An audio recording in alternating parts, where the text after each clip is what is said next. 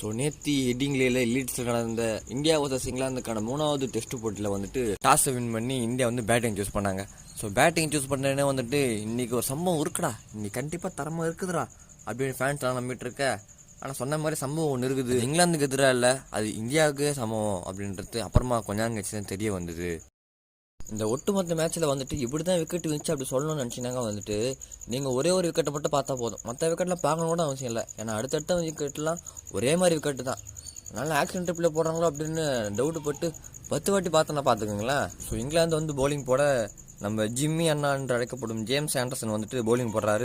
ஒரு கரெக்டாக 0.5 கேஎல் ராகுல் விக்கெட்டு டமால். ஸோ நம்ம ஜிம்மி வந்து பால் போகிறதுக்காக கையை ரிலீஸ் பண்ண பால் பிச் ஆகி பேட்டு கிட்ட போக பேட்டில் பட்டு பின்னாடி கீப்பர் கேட்ச். இப்போ ஸ்கோர் பார்த்தீங்கன்னா 1 ரன்னுக்கு 1 விக்கெட்டு. இப்படி விக்கெட்டு வந்து யார் கண்டு பச்சா தெரியல அப்படின்ட்டு அடுத்து ஒரு 4 அடிக்க அடுத்து திருப்பி கண்டு திருஷ்டி சுற்றி போட்ட மாதிரி அடுத்து ஒரு விக்கெட்டு விழுது. அடுத்து 5வது ஓவர் நம்ம ஜிம்மி அண்ணன் பவுலிங் போட அதே போல் கையை ரிலீஸ் பண்ண அந்த பால் பேட்டு கிட்ட போக பேட்டில் பட்டு கேட்ச். யார் பார்த்தீங்கன்னா ஜாஸ் பட்லர். ஸோ 2வது விக்கெட்டு டமால். ஸ்கோர் 4க்கு 2. இப்படி அப்பப்போ கொஞ்சம் கஷ்டப்பட்டு முட்டி மோதி ரன் அடிக்க ஒரு 10 ஓவர் தாக்கு பிடிக்கிறாங்க. 20 ரன் அடிச்சிடுறாங்க.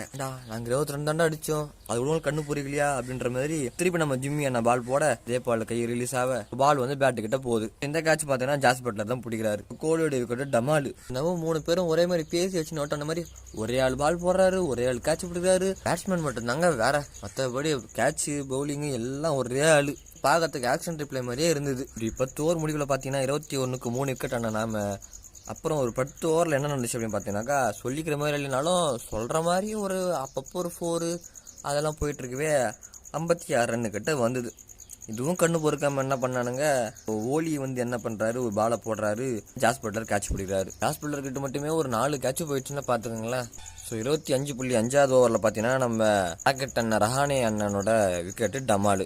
ஸ்கோரு 56க்கு 4. அடுத்து நம்ம சீரம் சிறுத்தை ரோஹித் சர்மா 105. அது 105 ரன்னா, 105 ரன் அடிச்சிருந்தா இப்போ வந்துருமா ரன் அப்படின்னு கேட்பீங்க. ஆனால் அவர் 105 பாலுக்கு 19 ரன் அடிச்ச நிலையில அந்த டைம் பார்த்தீங்கன்னாக்கா பவுலிங்க்கு ஓவர் டன் வராரு. அவர் பேரு கத்த மாதிரியே நம்ம டீமுக்கு அப்படியே ஓவர் டன் ஆயிடுச்சுங்க. அழகாக கேட்ச். யார் பிடிச்சதுன்னு பார்த்தீங்கன்னா ஓலி ராபின்சன். ஸ்கோர் பார்த்தீங்கன்னா வந்துட்டு 36.4 ஓவரில் 67க்கு 6 விக்கெட்டு டமால். அடுத்து வர விக்கெட்டும் என்ன விழும் அப்படி பார்த்துட்டே இருக்க சமையல அதே ஆள் பால் போடுறாரு, அதே ஆள் கேட்ச் பிடிக்கிறாரு, பேட்ஸ்மேன் மட்டும் வேற திருப்பி அவுட். 29.1 ஓவரில் பார்த்தீங்கன்னா வந்துட்டு 58க்கு 5 விக்கெட்டு டமால். அடுத்து சொல்லிக்கிற மாதிரிலாம் ஒன்றும் இல்லைங்க. 36வது ஓவருக்கு வந்துருவோம், ஏன்னா அங்கதான் சம்பவம் இருக்குது. அடுத்து ரோஹித் சர்மா 36.4 ஓவரில் பார்த்தீங்கன்னா வந்துட்டு 67க்கு 6. ஸ்டார்டிங்லாம் பார்த்தீங்கன்னா வந்துட்டு ஒரு விக்கெட் இருந்துச்சுன்னா ஒரு 4 வரும். இந்த இதில் 4லாம் கிடையாது. இந்த விக்கெட்டுக்கு அப்புறமா 4 விக்கெட் தான் வந்தது, ஒரு 4 கூட போன மாதிரி தெரியல. நான் தொடர்ந்து வந்துட்டு முகமது ஷமி குலதெய்வ சாமி கும்பிட்டு அந்த விளையாட வந்தாரு, நான் தெரியலங்க. பாலே அவுட் 67க்கு 7. ஷமி விக்கெட்டும் டமால். அடுத்து போலிங் போட்டுட்டு நம்ம சிஎஸ்கேவோட சுட்டி குழந்தை நம்ம சிஎஸ்கேவோட ஜடேஜா விக்கெட் எடுத்துட்டாருங்க.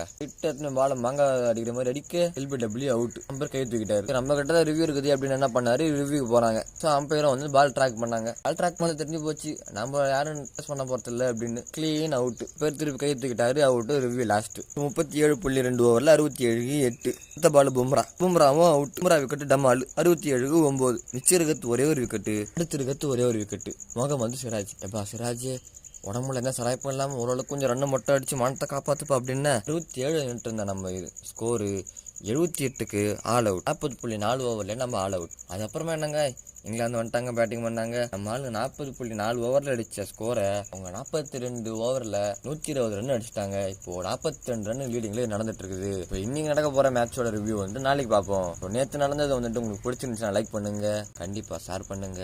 எப்படி இருந்துச்சுன்னு